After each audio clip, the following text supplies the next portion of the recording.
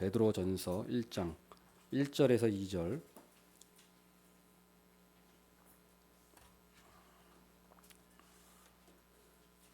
베드로전서 1장 1절에서 2절 말씀을 보겠습니다.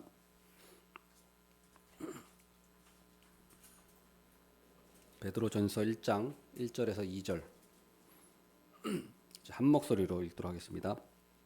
예수 그리스도의 사도 베드로는 본도, 갈라디아, 갑바도기아와 아시아와 비두니아에 흩어진 나그네 곧 하나님 아버지의 미리 아심을 따라 성령이 거룩하게 하심으로 순종함과 예수 그리스도의 핏부림을 얻기 위하여 택하심을 받은 자들에게 편지하노니 은혜와 평강이 너희에게 더욱 많을지어다. 아멘. 베드로 전서는 사도 베드로가 썼다는 것이 분명합니다. 그 기록이 나와 있지 않습니까? 사도 베드로가 썼다는 것입니다. 지역을 보면은 본도, 갈라디아, 갑바도기아, 아시아와 비두니아 이 지역이 나오는데 이 지역은 소아시아 지역을 말합니다. 오순절 성령 강림 때 베드로가 설교했지 않습니까? 그래서 3천 명이 회심하고 예수 그리스도를 믿었는데 그 사람들은 다 이제 디아스포라 유대인들이었죠. 그래서 오순절 성령 강림을 체험하고 나서 예수 그리스도를 믿고 나서 이제 고향으로 돌아가서 또 거기서 복음을 전파하면서 또 믿음 생활을 했던 것입니다. 그 사람들이에요. 이 바로 베드로가 바로 그들에게 편지를 보낸 겁니다. 또 이 사도행전 8장에 보면은 대박해가 일어납니다. 대박해가 일어나서 흩어지죠. 이제 예루살렘에는 사도들밖에 남지 않았다고 사도행전 8장에 나옵니다. 모든 사람이 흩어지고 그때 이제 스데반 집사도 순교하는 일이 발생하는데 그때 흩어져서 이제 사람들이 이제 또 소아시아 지역으로 또 많이 넘어갔어요. 그래서 그 사람들도 이 지역에 있고 또 그래서 그 사람들이 소아시아 지역에서 복음을 전해서 이방인들도 또 많이 예수님을 영접해서 그 지역에 이제 많은 믿는 자들 또 교회들이 세워진 겁니다. 그래서 베드로가 그들에게 소아시아 지역에 있는 그들 예수 믿는 사람들에게 이제 편지를 이제 보낸 거예요. 편지를 보낸 겁니다. 근데 그런 편지를 왜 보냈느냐? 베드로가 편지를 왜 썼느냐? 그건 바로 고난 때문이에요. 고난. 이 베드로 전서를 보면은 가장 빈번하게 나오는 단어가 고난이라는 단어예요. 그래서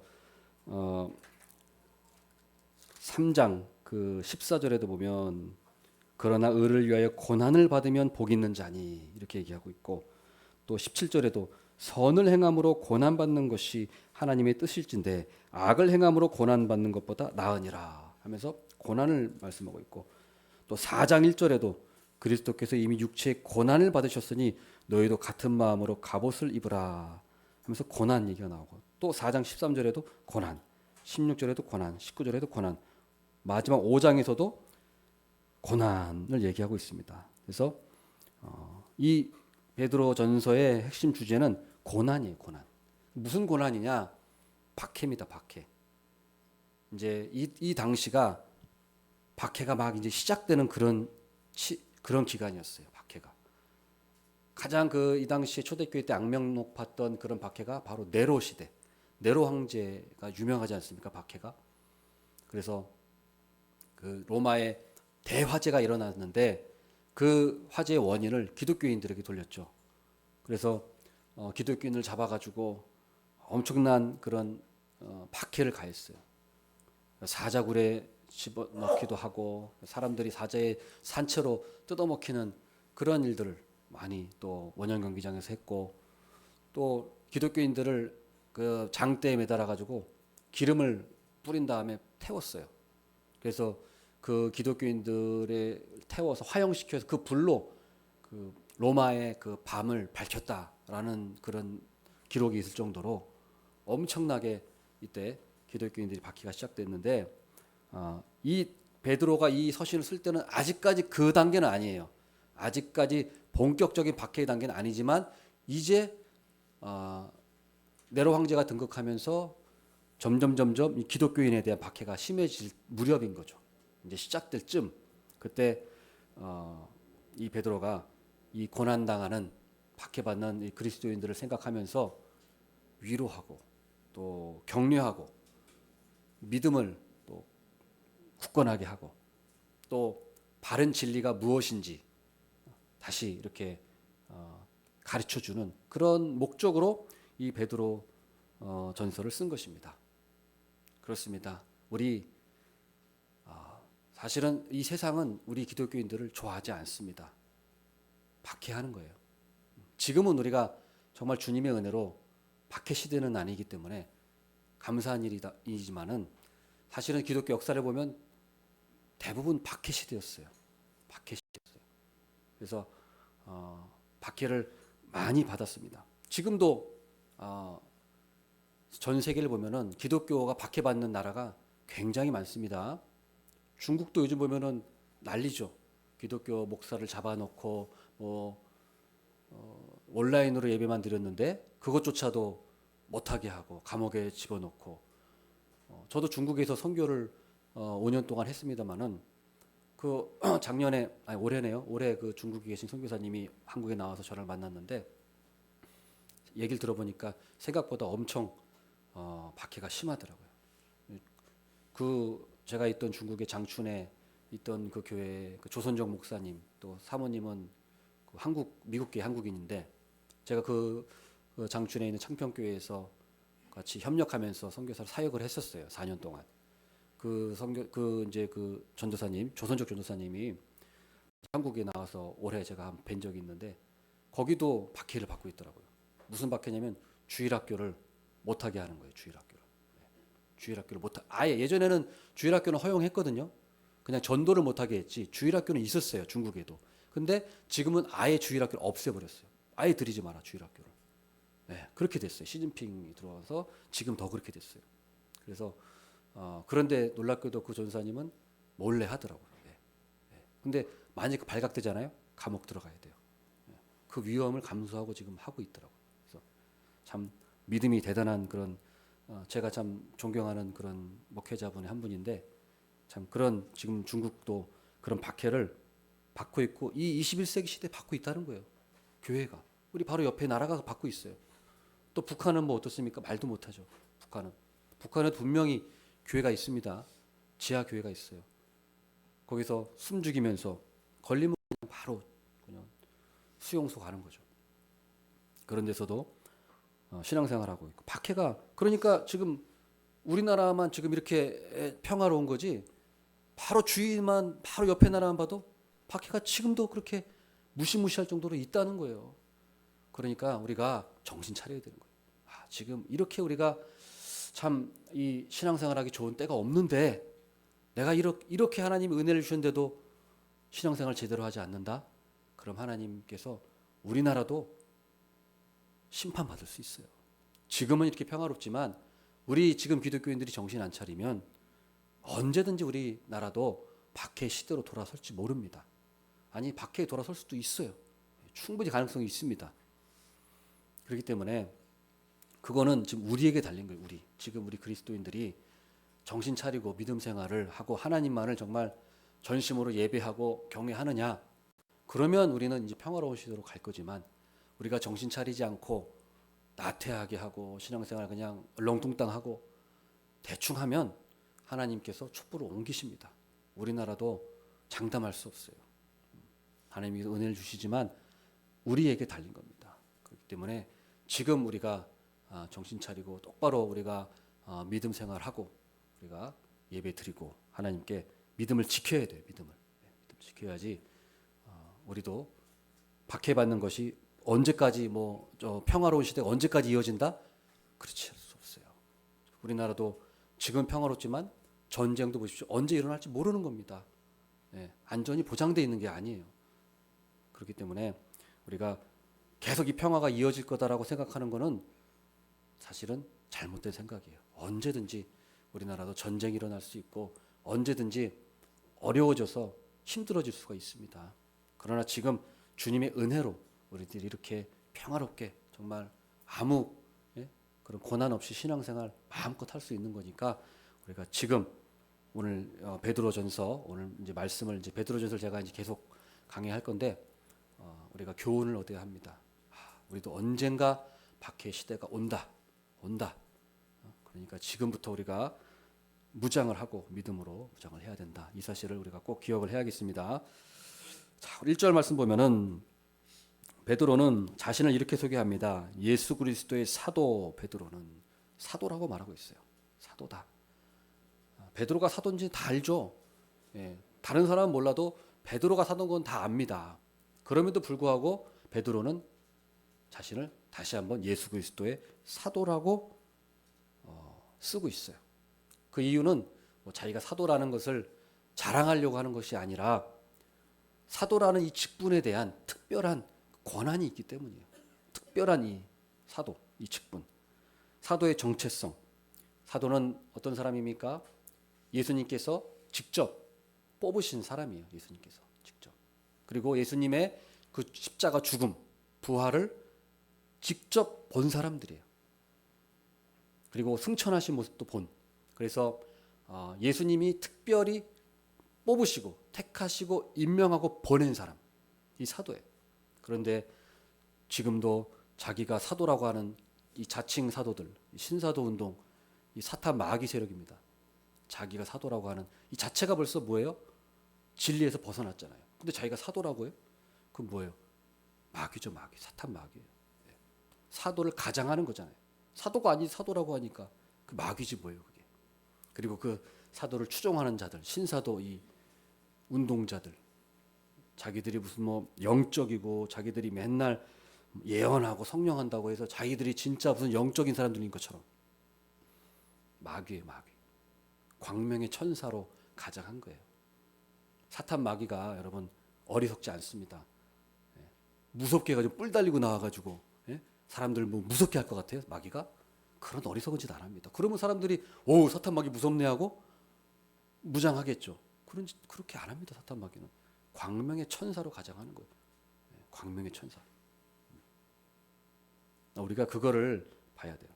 그래서 예언한다고 예언합시고 뭐 생로병사 얘기하고 기륭화복을 얘기하고 하는 그런 점치는 행위들, 그게 그건지도 모르고 넘어가는 사람들이 너무 많아요. 너무 많아.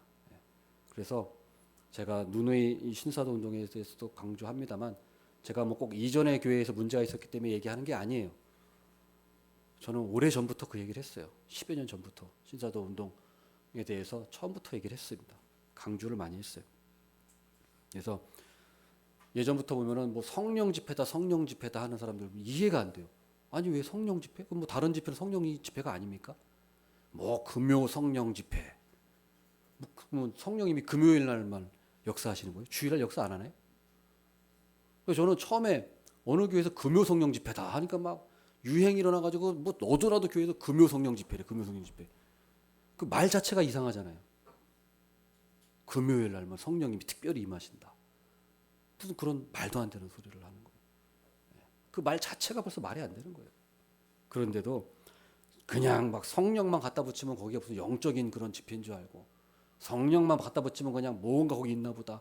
뭐 예언하는 것 같으면 뭔가 거기 있나 보다 하고 하는데 그거는 영적인 세계가 아니고 접신하는 거예요. 접신. 성경이 말하는 영적인 세계가 아니라 한마디로 무당짓거리 하는 무당짓거리. 간판만 교회 걸고 간판만 저 장소만 교회라고 했지 사실 그 안에서 하는 행위들은 뭐예요? 다 접신하고 점치고 하나님이 가증히 여기시는 것들만 하고 있어요. 무당짓거리 하고 있는 거예요. 그게 바로 뭡니까? 영적인 간음이에요. 영적인 간음. 다른 게 영적인 간음이 아닙니다. 왜요? 접신하는 거예요. 우리 안에는 누가 계십니까? 네, 우리 성령님이 계시잖아요. 우리 안에 성령님. 근데 성령님이 계시는데 우리 안에 귀신이 들어올 수 있나요? 없나요? 없어요. 성령님이 이 안에 진짜 계시면 안 계시면 모르겠어요. 안 계시고 그냥 뭐 안 계시면 들어오겠죠. 그러나 만약에 계시면요. 절대 들어올 수가 없는 거예요. 아니 이 한 몸에 성령님이 우리 안에 계시고 우리 안에 성령의 전이라고 하는데 성령의 전에 귀신이 들어와요? 근데 무슨 맨날 교회 가가지고 귀신 쫓는다고 맨날 그러고 있어. 그럼 예수 안 믿는 사람들이네. 그렇지 않습니까?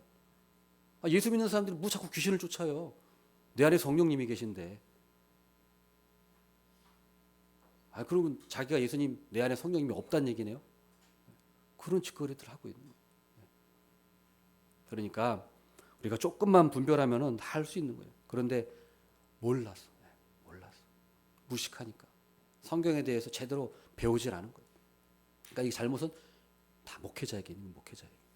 목회자가 그걸 가르치지 않고 오히려 그게 맞는 것처럼 가니까 성도들이 뭐 어떻게 알아요 그거를. 목회자가 그게 맞다고 하는데 가는 거죠. 그러니까 우리가 성경에 대해서 잘 분별하고 교리를 배워야 되는 교리를. 성경만 읽어서도 안 돼요. 성경 천독해봤자 교리를 모르는 사람은 이상한 길로 가는 거예요. 이상한 길로 가요. 때문에 우리가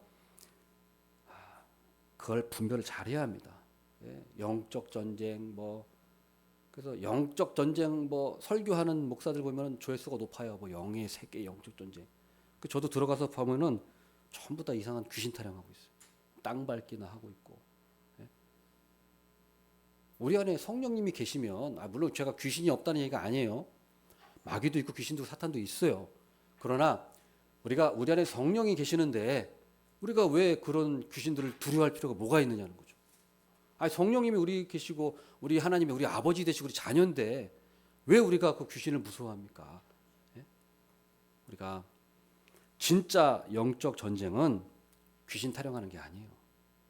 진짜 성령의 사람은 진짜 영적 전쟁은 뭐냐? 우리 안에 죄를 회개하는 거예요. 죄. 왜 귀신 타령하면 안 좋은 게 뭔지 아세요? 회개를 안 해요. 다 귀신 탓. 병들면 귀신 무슨 마귀도 종류가 많아. 무슨 귀신 마귀 무슨 마귀죠? 배탈 나게 하는 마귀. 온갖 이름을 다 갖다 붙여요. 마귀에다가. 그러나 진짜 우리가 영적 전쟁은 귀신에게 집중하는 게 아니에요. 귀신 쫓는 게 아니고요. 진짜 영적 전쟁은 내 죄를 회개하고 하나님께 집중하는 게 영적 전쟁이에요. 말씀에 집중하고 그 말씀에 순종하고자 하는 그 씨름, 그 싸움을 하는 거지. 맨날 무슨 귀신 쫓고 하는 귀신 타령하는 거 그러다 귀신 들겠어 오히려. 귀신 들겠어 오히려. 맨날 귀신 타령하다가 눈에 뵈는 게 귀신밖에 없는 것 같아요. 우리는 하나님을 바라보면 되는 거예요. 귀신 두려워할 것도 없고 염려할 것도 없어요. 건드리지도 못한다고 성경에 말씀하지 않으셨습니까? 털끝도 건드리지 못해요. 그런데 그냥 홀려가지고 두려워가지고 그럴 필요가 없습니다. 우리 하나님의 음성도 마찬가지예요. 우리가 성경 말씀 제가 누누이 많이 강조하죠. 우리 성경론에서 제가 항상 얘기했던 것이 하나님의 음성이 뭡니까?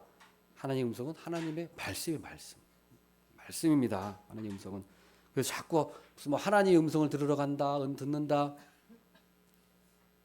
그러다 자기 상상이 자기 상상. 자기 내면에서 울리는 소리를 하나님의 말씀이라고 착각하는 경우가 수두룩해요. 그러니까 우리가 중요한 것은 기록된 말씀이에요. 아니 음성으로 아무개야 내가 널 사랑한다. 뭐하러 들어요? 성경에 하나님 우리 사랑한다고. 우리를 얼마나 사랑하는지 십자가에 못 박혀 죽으시는 게 증거라고. 성경이 이미 다 얘기했잖아요. 그러면 그건 뭔데요? 그거 못 믿겠다는 얘기예요? 그거는 제쳐두고 하나님 저에게 그 음성 좀 들려주세요. 하나님 저 사랑하시죠? 지켜주시죠? 보호하시죠? 아니 이미 얘기했어요. 성경에 너를 사랑한다고. 근데 뭐하러 그걸 들어? 그러면 그 무슨 말이에요? 성경을 못 믿는다는 말이잖아요. 믿음이 없다는 얘기잖아요. 자기가. 그죠? 성경에 이미 하나님이 내가 너를 사랑한다는 말이 이렇게 성경에 많이 기록되어 있고 증거가 되어 있는데 그 말씀 제쳐두고 무슨 음성을 또 들으려고 하냔 말이에요. 하나님이 왜 또 뭐예요? 점쟁이처럼 동해 가라 서해 가라 왜 이걸 들으려고 해요? 우리는 하나님께서 우리가 어딜 가든지 무엇을 하든지 우리가 하나님 앞에 하나님 안에만 있으면 하나님 우리가 함께 하시는 거예요. 우리가 동쪽을 가든지 서쪽을 가든지 북쪽을 가든지 아무 상관 가고 싶은 대로 가세요. 아무 데나 가세요. 원하는 대로 가세요. 그게 어디를 가라 저길 가라 그게 뭐예요? 그게 뭐예요? 점치고 무당짓거리 옛날 하던 우리 조상들이 그거에 억눌려 가지고 악한 그 마귀의 그 세력에 억눌리던 그 시절에 그걸 교회 와서 하고 있다는 거예요. 무슨 그런 짓을 하고 있어요. 우리 하나님께서 자유케 하셨잖아요. 자유. 우리 갈라디아서 말씀 보셨잖아요. 우리는 자유해요. 우리가 하나님께서 금지한 거 그것만 안 하면 돼요. 우상 숭배 안 하고, 우리가 도둑질 안 하고, 살인하지 않고, 간음하지 않고, 하나님 하지 말라고 하는 거 안 하고, 나머지는 하나님께서 우리에게 자유를 주셨어요. 그게 자유입니다. 그럼 우리는 우리가 하고 싶은 대로 하면 돼요. 근데 하나님께 기도하면서 하나님 우리 함께 하시기 때문에 우리가 자유로 하면 되는 거예요. 그거를 동해 갈까 서해 갈까 어디 갈까 전전긍긍하고 막 그럴 필요가 없다는 것입니다. 그러니까 그래서 이 사도, 예수님의 사도 베드로는 이 사도를 강조했어요. 다 알고 있는 얘기지만 우리가 그걸 기억해야 합니다. 자, 그럼 보면 1절에 또 뭐라고 합니까? 마지막에 보면 흩어진 나그네라고 말하고 있어요. 흩어진 나그네. 자, 베드로가 성도라고 부를 수도 있고 교회라고 부를 수도 있는데 성도요, 교회요 이렇게 부르지 않고 뭐라고 부릅니까? 흩어진 나그네요. 흩어진 나그네요. 이게 참 의미심장한 말이에요. 저는 이 말씀이 참 은혜스러워요. 왜냐하면 우리 성도들은 보면 나그네 같은 인생을 살고 있거든요. 근데 베드로가 나그네 같은 성도요 이렇게 얘기하니까 내가 지금 살고 있는 게 이게 나만 그런 게 아니구나. 우리 성도들의 정체성이 나그네 삶이구나. 저도 결혼 20년 조금 넘었는데 이사를 13번 했어요. 보니까 13번. 세봤어요 제가. 13번. 20년 동안. 그래서 왜냐하면 목회자는 교회를 옮길 때마다 이사를 해야 되잖아요. 그렇죠? 교회 옮기면 이사해야 돼요. 교회 옮길 때마다 이사해야 돼요. 학교 다 옮겨야 되고 그리고 또 이사하면 또 이사할 때 저는 또 꼭 11월 달에 이사했어요. 11월, 12월 제일 추울 때만. 왜냐하면 그때가 옮기는 시기잖아요. 목회자들이.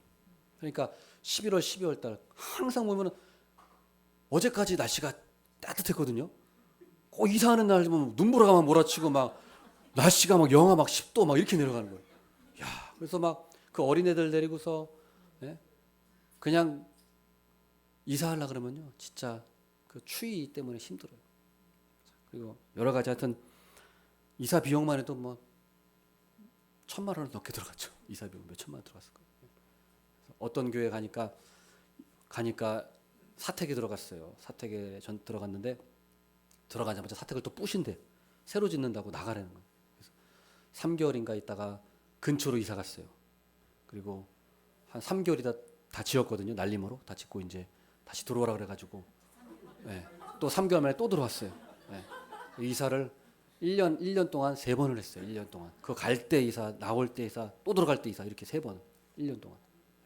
그런 게 또 한 번 더 있어요. 그러니까 그렇게 하기도 하고 또 중간에 제가 중국 선교도 또 한 번 갔다 왔고 그러면서 하여튼 이사를 하여튼 많이 했어요. 그러면서 참 나그네 인생이구나. 나그네 인생이구나.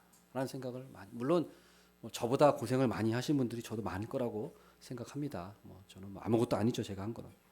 그래서 우리가 사실은 예수님 믿는다는 거는 나그네 인생이에요. 나그네 인생. 우리가 이 생각을 가져야지 이 세상에서 내가 정착한다. 그러면 문제가 생기는 거예요. 그러면 항상 이사갈 준비하고 어디로 이사가 우리는 천국으로 이사갈 준비해야죠. 그러니까 너무 여기에 우리가 뿌리 박으려고 하면 안 돼요. 그러면 모든 것이 문제가 생기는 거예요. 모든 것이. 우리는 나그네구나. 나그네는 말은 객. 손님처럼 살다가 우리는 가야 돼요. 100년도 못 살면서 1000년 만년 살 것처럼 말이죠. 영원히 이 세상에서 무슨 터줏대감 노릇할 것처럼 말이죠. 그렇게 살아가면 안 돼요. 하나님께서 그거 하지 말라고 우리에게 나그네처럼 살게 하신 거예요. 나그네처럼. 그 길 내내. 그러나 중요한 거는 우리가 나그네라는 정체성도 있지만 중요한 거는 나그네 길 내내 우리가 하나님을 바라봐야 된다는 거예요. 하나님을. 오직 그 나그네지만 하나님만이 길이다. 하나님만이 나를 인도하시는 길이다. 하나님만이 나를 인도하시는 분이다라는 것을 우리가 늘 명심을 해야 돼요. 늘 명심해야 돼요. 그러니까 하나님께서 나그네 길이지만 모든 걸 채워주시지 않습니까? 아브라함도 나그네라고 고백했어요. 야곱도 자기의 인생을 험악한 인생이라고 하면서 나그네 길이라고 고백했어요. 나그네 인생길입니다. 나그네 인생길. 그러니까 여러분의 인생이 지금 내가 봐도 참 나그네 인생 같아. 그러면 원래 그렇구나. 원래 그렇지. 나의 본향은 천국에 있지. 저 하늘에 나야지. 그러니까 하나님의 나라를 바라보라고 하나님께서 우리에게 잠깐 이곳에서 좀 연습해라. 하나님 따라가는 연습을 해라. 순종하는 연습을 해라. 하나님과 동행하는 광야 같은 인생에서 하나님 주신 만나, 하나님 주신 메추라기 먹으면서 거기서 만족을 누리면서 거기서 진짜 하나님과 교제하는 그 행복을 누리라고 우리에게 이곳에서 정주하지 못하도록 하신 거예요. 오히려 우리가 그렇기 때문에 나그네 인생길이라는 것을 꼭 기억하시기를 바라겠습니다. 그런데 우리가 또 한 가지 기억해야 될 것은 나그네기만 하면 우리는 불쌍한 존재죠. 나그네기만 하면 솔직히 말해서 나그네를 누가 좋아합니까? 그렇죠. 타향살이잖아요. 타향살이를 누가 좋아해요? 그러나 중요한 것은 나그네 이면에 중요한 정체성이 있다는 거예요. 우리의 정체성. 그게 바로 2절 말씀. 2절 말씀 봅니까? 나그네라는 그 겉의 이면에 겉은 나그네지만 그 이면에는 어떤 정체성이 있습니까? 2절 곧 하나님 아버지의 미리 하심을 따라 성령이 거룩하게 하심으로 순종함과 예수 그리스도의 피 뿌림을 얻기 위하여 택하심을 받은 자들이다. 자, 보세요. 택하심을 받은 자들. 하나님이 우리를 택하신 거예요. 우리가 하나님을 택한 것이 아닙니다. 우리가 택했으면 불완전해요. 내가 택했으면 언제든지 내가 마음 바뀔 수도 있고 놓칠 수도 있고 불완전한 거예요. 내가 택하면. 그러나 하나님이 우리를 택하셨기 때문에 안전한 겁니다. 하나님은 한번 잡으면 놓지 않으세요. 하나님은 그 뜻이 변하지 않습니다. 이랬다 저랬다 하시는 분이 아니에요. 우리는 그래요. 우리 인간은 이랬다 저랬다 합니다.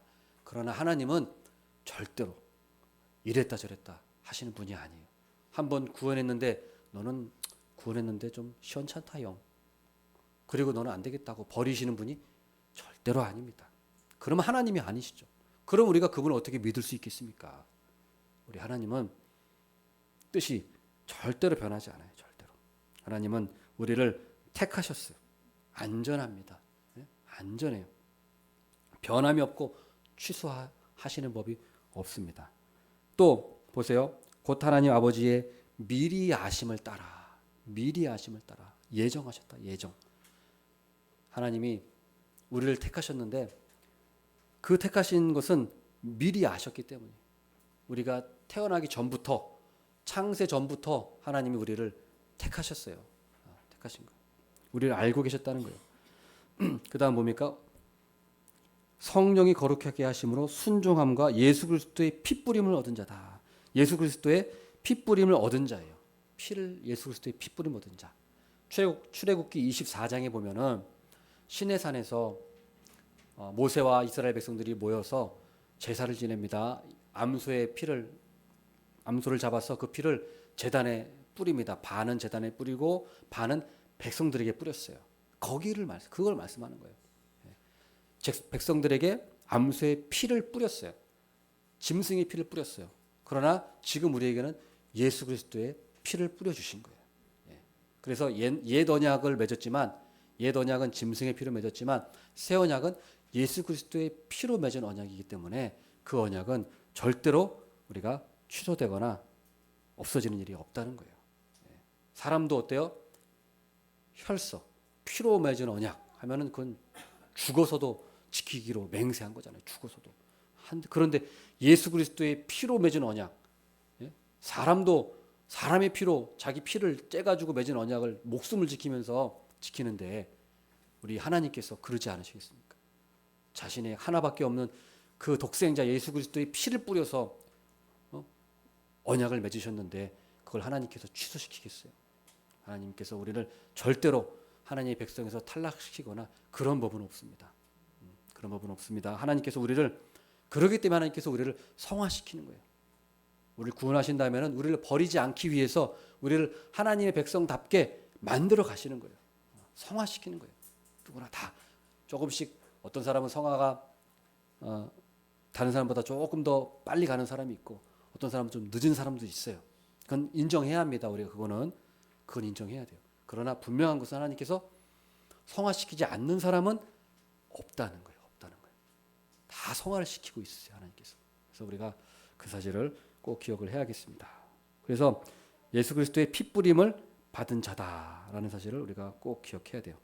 그리고 놀라운 것은 이 2절 말씀에 바로 이 모든 것 우리를 택하시고 우리 예수 그리스도의 피를 뿌리고 또 성령이 거룩해 하심을 입은 성령이 거룩해 하시니 성화 작업을 이게 바로 뭐냐면 삼위일체의 합작품이라는 것을 우리가 알 수 있어요. 삼위일체의 합작품. 2절에 보면은 자, 하나님 아버지가 미리 아시는 거 예정하시죠. 하나님 아버지가 미리 아셨다. 그다음 예수 그리스도의 피뿌림, 예수 그리스도의 보혈로 우리 죄를 대속하시고 희생하시고 우리 죄를 사해 주시는 예수 그리스도의 피뿌림. 그다음 성령님께서 우리를 성화시키는 거예요. 거룩하게 이제 하나님의 자녀로 거룩하게 하고 정결하게 하고 순종하게 하는 그 성화.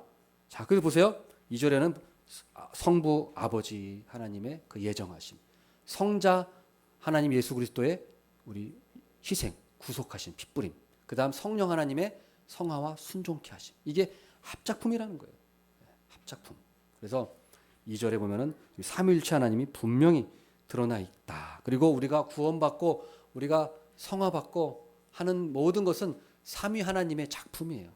우리가 삼위 하나님께서 우리를 빚어가고 계신 거예요. 아름답게. 그렇죠? 우리가 어떤 예술가도 자기의 그 도자기를 가장 최고의 것으로 만들려고 하는 그런 욕망이 있잖아요. 욕심이 있잖아요. 예술가도. 마찬가지로 우리 하나님도 우리 한 사람을 볼 때 참 가장 아름다운 작품으로 만들어 가고 싶으신 거예요. 우리 하나님을. 그러니까 우리 자신을 나는 안 돼. 나는 지금 인생 배랬는데 나 이제 이 나이에 와가지고 이제 정신 차렸는데 그게 아니고 하나님께서는 우리를 그렇게 보지 않으세요. 가장 하나님의 성부, 성자, 성령님의 합작품으로 우리를 구원하시고 우리를 성화시키는 이 작업을 하나님은 하고 계신다는 거예요. 그래서 하나님 만날 때까지 가장 아름다운 그런 작품을 하나님은 만들어 가시고 빚어 가시고 우리 삶 속에서 그렇게 계획하시고 이루어 가시는 거예요. 우리가 그걸 믿어야 돼. 그걸 믿지 않으면 우리는 좀 인생이 안 돼요. 그 믿음을 가지면 아름다운 인생 늦지 않았습니다. 지금도 늦지 않았어요. 얼마든지 지금부터 우리가 이 사실을 알면 참 내가 삼위 하나님의 작품이구나. 아름다운 작품으로 내가 만들어줘 가야겠는구나. 그럼 내가 이걸 회개해야 되고 이거 바꿔야겠네. 아름다운 작품이 돼야지 내가 버려지는 내가 그런 하찮은 그런 그릇이 되면 안 되지. 나는 금그릇이 되고 은그릇이 돼야지. 아름다운 그런 도자기가 돼야지. 하나님께 쓰임 받는 도자기가 돼야지 하고 지금도 늦지 않았어요. 이제 지금도 우리가 그 사실을 기억하면서 우리가 그렇게 믿음으로 나아가면 하나님께서 가장 아름다운 그런 그릇으로 우리를 빚어가실 줄 믿습니다. 마지막으로 보면 하나님께서 우리에게 그런 자에게 은혜와 평강을 주시는 거예요. 그래서 은혜와 평강이 너희에게 더욱 많을지어다. 은혜와 평강이 더욱. 우리 나그네 인생입니다. 그거는 우리가 어쩔 수가 없어요. 이 세상에서는 우리가 나그네 인생으로 살아야 돼요. 그러나 우리가 내면에 우리의 정체성은 우리 삼위 하나님이 우리 안에 계신다. 그래서 우리는 하나님의 작품이다. 하나님이 우리에게 모든 것을 함께 하시고 우리를 절대 버리지 않으시고 우리가 함께 하신다. 모든 걸 채워주신다. 이 믿음이 있으면 우리가 은혜와 평강 가운데 임하는 거예요. 은혜와 평강. 은혜. 하나님이 물론 우리에게 은혜를 주시지만 이 믿음을 갖고 있는 자에게는 더 많은 은혜를 주세요. 더 은혜를 주시는 거예요. 그래서 이게 선순환이 돼야 돼요. 우리가 이걸 자꾸 바꿔가야 돼요. 악순환으로 가면 안 돼요. 이게 선순환으로 가야 돼요. 하나님 은혜 주셔서 내가 믿음, 그 은혜로 내가 더 굳건한 믿음을 가지고 그러면 하나님이 더 은혜 주시고 이렇게 해서 이게 자꾸 선순환이 돼야 돼요. 이게 악순환으로 갈 수 있거든요. 그러면은 구렁텅이로 빠지는 거예요. 시험 들어요. 그러지 말고 우리가 선순환을 자꾸 가야 됩니다. 아, 하나님 은혜 주셨구나. 이걸 먼저 깨달아야 돼요. 하나님 은혜 주셨습니다. 깨달아야 돼요. 그 다음 뭐 해야 됩니까? 아, 그렇지. 내가 믿음으로 참 이걸 하나님 은혜 주셨는데 나도 믿음으로 살아가야지. 믿음으로 내가 응답해야지. 믿음으로 보답해야지. 얼마나 감사한 일인가 하고 그러면 또 하나님 은혜를 주십니다. 이 선순환으로 우리가 가야 되고 또 이런 자에게 평강이 임하는 거예요. 평강. 겉은 나그네고 겉은 고달플지라도 겉은 고달플지라도 마음에 진정한 샬롬이 있어요. 평강이 있어요. 평강. 평강이 있습니다. 그래서 이 평강으로 우리가 가야 돼요. 우리가 예수님 처음 믿으면 사실 이게 왔다 갔다 많이 하거든요. 예수님 처음 믿으면 이게 왔다 갔다가 요동을 많이 쳐요. 그리고 어린아이 신앙일수록 그게 많아요. 요동치는. 그러나 이제 신앙생활 이제 연수도 되고 이제 하나님의 은혜도 많이 경험하고 믿음 속에 들어간 사람은 이게 적어져요. 점점 적어지면서 이제 평정심을 유지하면서 굳건한 믿음 속에서 그렇다고 해서 아예 완전하다는 것은 아니지만 그 적어진다는 거예요. 적어져요. 요동하는 게 적어져요. 그리고 적어지면서 마음에 그래도 그런 뭔가 든든한 그런 평강을 하나님 주시는 거예요. 그런 자에게. 왜 그 연단한 거예요. 연단. 훈련, 연단. 인생의 연단을 통해서 하나님께서 우리에게 또 평강을 빚어 주신 거예요. 그게 복입니다. 복이에요. 그러니까 또 감사해야 돼요. 감사해야 돼요. 저도 그래요. 저도 처음 예수 믿었을 때 굉장히 요동을 많이 쳤어요. 처음 예수 믿었을 때는. 그러나 점점 사역할 때도 처음 할 때 많이 요동쳤어요. 그러나 점점 이게 하나님께서 저를 연단시키시고 여러 가지. 그러니까 하나님께서 우리에게 고난도 주시고 어려움도 주시는 것은 우리에게 훈련, 연단하시는 거예요. 그걸 통해서 우리가 하나님이 우리에게 주시는 평강 이거를 우리가 더 확고하게 더 우리에게 채워 주시는 거예요. 근육도 자꾸 이게 뭐죠? 써야 근육이 발달해지는 거죠. 그런 것처럼 우리도 이런 거 자꾸 연단이 돼요. 평강도 연단이 되면 이제 근육이 단단하게 붙으면은 이제 굳건한 흔들리지 않는 평강으로 나아가게 됩니다. 우리가 그런 은혜와 평강 주시는 그러한 믿음의 그런 단계로 나아가야 돼요. 우리 세비전교회 성도님들은 그렇게 될 줄로 믿습니다. 아멘. 기도하겠습니다. 하나님 아버지